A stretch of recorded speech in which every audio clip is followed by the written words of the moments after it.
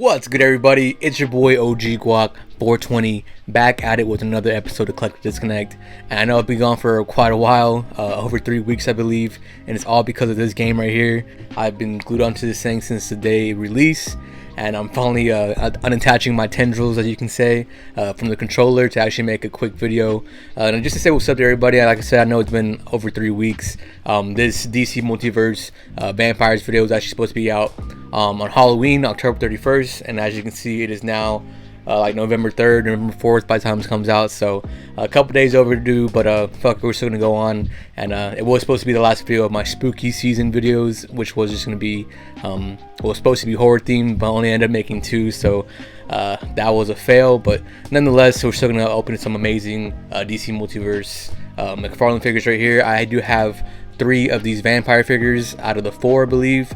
I don't have that Joker, just because I actually don't want that Joker. It's not really it's not my cup of tea. The vampire look on him doesn't really fit well for me, so I picked up the other 3. So we are going to be taking a quick look at those and giving you guys some more of my thoughts. But yeah, this is going to be a pretty short and a straightforward video. Just wanted to put something out there just so you guys know I'm alive and well. So yeah, without further ado, let's get it cracking. Alright, so like I said, I did pick up 3 out of the 4 DC Multiverse Vampires. So here we have Hal Jordan, the latest one I believe that came out. All of these I believe are Walmart exclusives as well, so aka they're pretty hard to find. I'm glad to say I caught all 3 of these for retail, so good looking out on those. So there's Hal Jordan once again, which I believe is probably going to be my favorite out of the bunch, just because of detail and like the power effects he has. And all 3 of these are repaints. I believe that Joker's a repaint as well, but this is actually my first Hal Jordan Green Lantern. I think he only came out in a 2-pack with that Batman Dawnbreaker figure that I did not want at all, so kind of weird that we haven't got a single release of Hal Jordan yet, but pretty sure they will be releasing one in 2024. I don't really have any experience with this buck as well. I don't know if it's actually the same buck that this John Stewart I have in my collection is, so we'll do a comparison of that for sure. But yeah, I think this is going to be my favorite one, just because, man, this guy is super sick. Next up, we do have Batman as a vampire, which I don't know why they haven't done this more often. He's a literal bat, so it's kind of fitting. It looks pretty gnarly. I love the all black, well, I guess kind of like gray and black look right here. We're using the Hush body, of course. He has a badass axe right there. I mean, this guy is super fitting to be a vampire, of course. Some amazing back art. I'm going to show you guys the back art of this Hal Jordan. These are pretty freaking cool. I've never read the comic, the DC versus Vampires comic. Alright, and last but not least, we do have Superman as a vampire right here. I believe this is on the Page Puncher's the Page Puncher's Superman body, which is pretty freaking cool. We are getting a classic Superman on this body, which I actually can't wait for, because I've heard so many good things about this body. I don't actually have that Page Puncher Superman, but this is going to be my first go at this buck right here, so we'll see how it compares to other Superman bodies in my collection. And here we have the back cover art right here. So like I said, I never read this comic. I'm assuming this suit's accurate.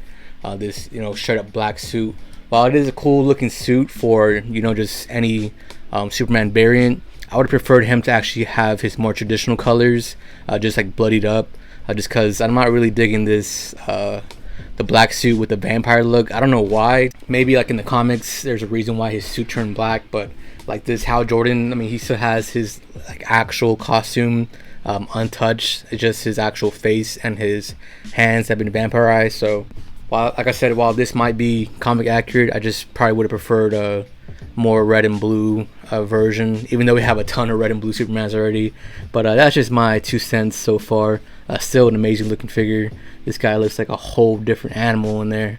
Sheesh. So yeah, we'll be cracking these bad boys up in the order that they were released in. So I don't know when that Joker came. It probably was second after this Batman Vampire.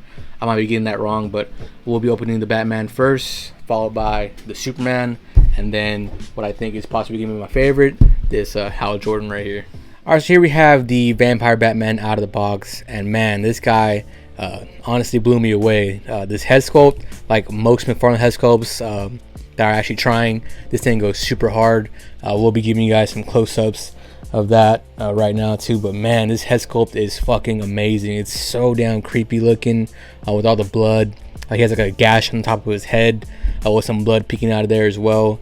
This thing, man, this thing is sick. He has blood all over his hands as well. His whole suit, and my lighting right now, kind of looks a little chocolate looking, like brown, but kind of looks like it was black that got like dried blood all over it. I don't know if you guys can see that from right here, but for a repaint, this is how you do it. But yeah, for $20, you know, the paint details, the sculpt on the head, this thing is well worth your money. I believe they are $20, right? Gold labels might be $24. I think it's $20. I'm tripping. Like I said, it's an amazing repaint.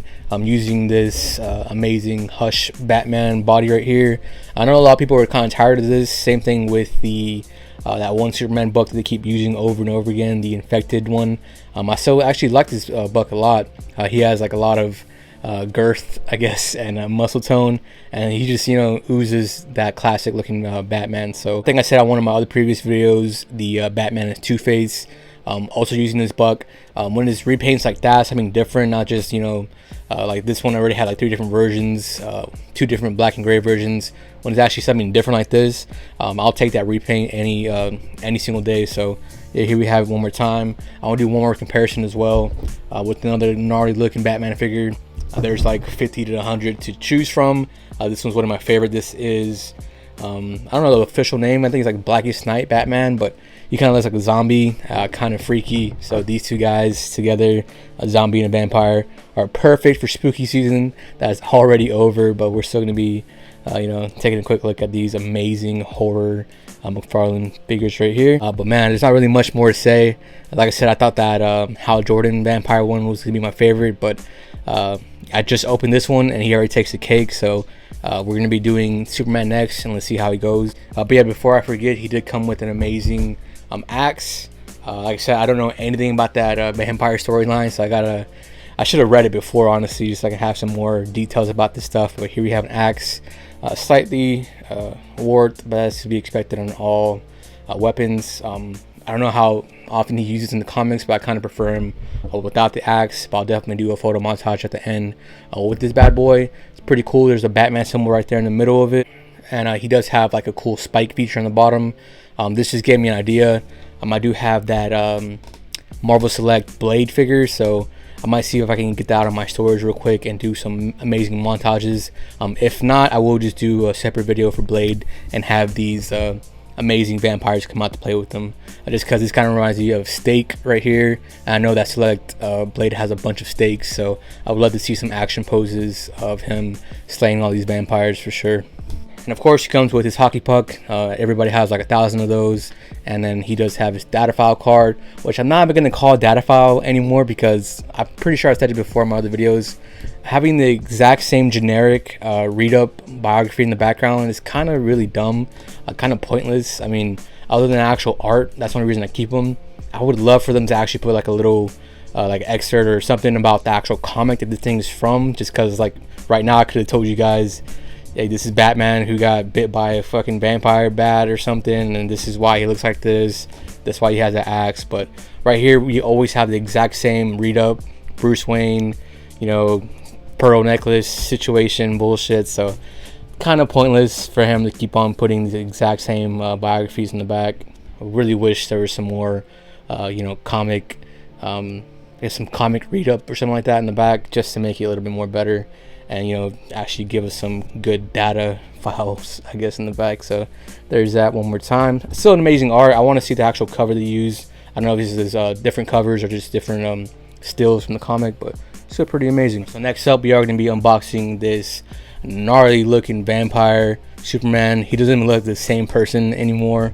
I mean, like, this vampire Batman just looks like Batman with teeth. This guy looks like an actual fucking monster zombie vampire situation going on. Pretty accurate. I think he's pretty accurate to the cover. His skin is like really gray, man. I don't know why it's that gray. I'm gonna keep saying it. I wish I would have saw the comic to see, because right here he actually looks kind of pale, so I don't know why he looks so dark green and gray right there. Simple repaint will fix that, but like I said, for the billionth time, I gotta check out the comic. So next up, we do have this amazing looking Superman vampire right here. I have him in one of those you know, cliche vampire poses of the sun burning his skin. But now that I think about it, I don't know if the sun actually burns the skin or any of these vampires, since you know Superman and the sun are one. That's how he gets all his powers. So maybe he's like the only vampire that can look at the sun. I don't know, but I just put him in his pretty quick pose. He does have some amazing looking talons right here for his vampire fingers, which is pretty cool. Maybe I should paint these bad boys up kind of black, or like a little black wash on the fingernails itself. They are all one solid color with the fingers themselves, but pretty cool. He did come with some alternate hands as well. He came with some fist hands, and I believe this Page Puncher's Superman is infamous for having like giant freaking hands. I think giant fists and like splayed out hands as well. So of course these vampire hands are newly sculpted for him, so they are kind of proportionate. These fists right here, I'll switch them out right now in a second, look, I guess, slightly bigger compared to the other hands. So let's go ahead and swap these bad boys out real quick. Alright, so yeah, they don't look too bad, I don't think, compared to the other hand. As you can see right here, it's not too bad, but I know those other ginormous like hands like this are just super huge. When that classic looking Superman render came out a couple weeks ago on the interweb, the main complaints I was seeing was that this body was too skinny, and those hands that came with are the exact same ones from the Page Punchers, which are too big. So at first, like I said, I don't have any experience with this body since I don't have the Page Puncher Superman. I thought that render looked pretty nice, but I mean, he is slightly skinny, so I mean, I think that would work for a classic looking Superman. I know everybody's very tired of the infected Superman buck. I actually have it right here, so I guess this is the actual first ever use of this buck. But man, I mean, this guy looks pretty amazing. I still am a fan of this, but I mean, you can see the differences on the beefiness. I guess it's more beefier. Superman body is more, I guess, like cliche to Superman, just because he's always kind of seen as being super buff. But this one might be a little bit more realistic. But now looking at these two side by side, I mean, obviously he is pretty skinny. I mean, not skinny, he was just smaller compared to this ginormous beast of a man. Like, look at his traps back there. This dude's freaking huge.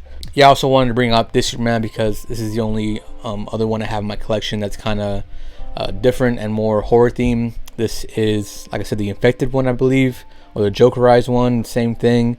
I have a little custom black wash going on, which I think makes this figure look amazing. I do have that Bizarro figure as well. I don't know if that's on the same body. I think it's on a Rebirth body, so it's a little bit smaller, but like I said, this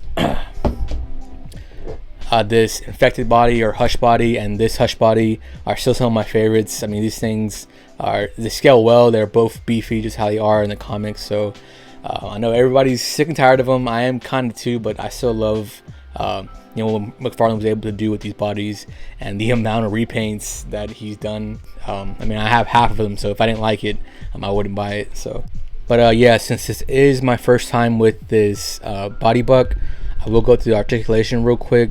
Mostly just for myself because I never actually handled it before. It feels kind of cool. I don't know how to explain like the actual feeling of the figure. Like his trunks and material feels like matte like, and the rest of his body just feels different from all these other figures for some reason.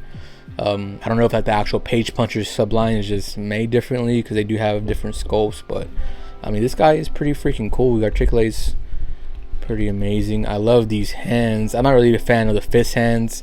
Since this is vampire themed, I prefer the actual vampire themed hands with these cool claws, talons on them. I probably will be putting some blood on these bad boys just because he actually has the exposed claws. Even the Batman has blood on his hands, so I don't see why Superman doesn't, unless he's just using his vampire heat vision. Yeah, I'm probably for sure gonna be adding some blood to his hands, his chest emblem, and maybe on his thighs as well, just to give him that complete vampire look. This cape is actually pretty cool. For a Superman cape, I was seeing some complaints about it on that classic render, that they don't actually like it.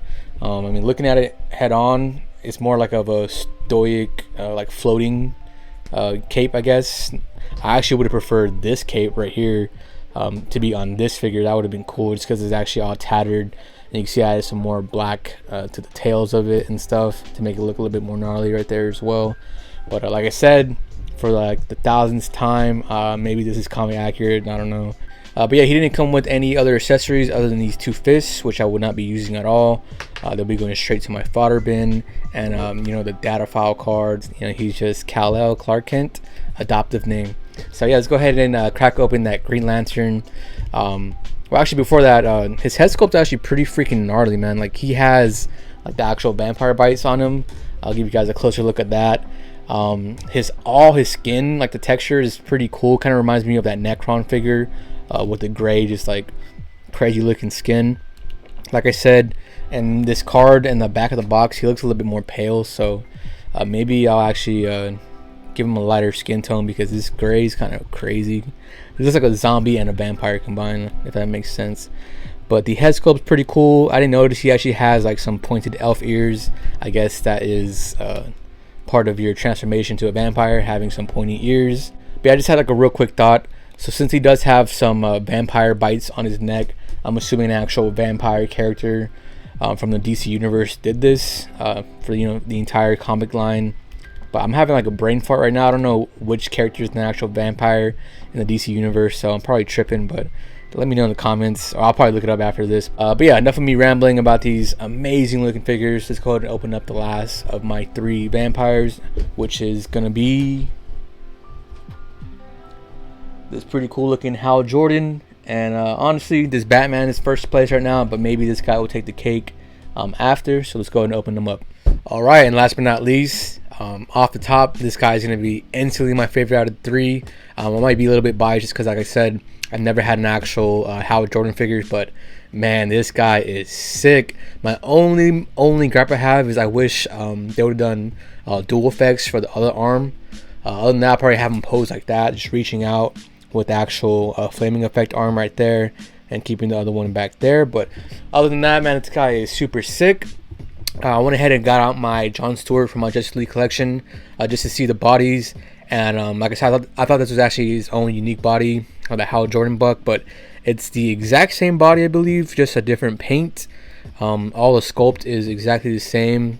So I think it's safe to say the original 2-pack Hal Jordan is the exact same as well. So maybe in the future they can do an updated buck, but honestly it's still pretty amazing. But I would prefer a more classic looking buck without all the actual added details and all that intricate design work on here. Just a, you know, Blue Beetle style, that Flash, you know, just spandex looking Green Lantern would be pretty cool.